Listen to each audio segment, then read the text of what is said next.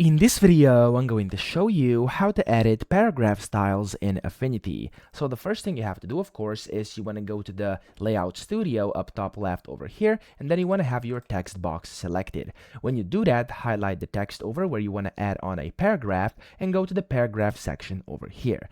Now, of course, here you can add on a paragraph, so you can see it says no style right now, and then you can add on, for example, heading 1, and if you don't see this paragraph box, go to Window up top, hover over Text, and then click on paragraph and make sure there's a check mark next to it.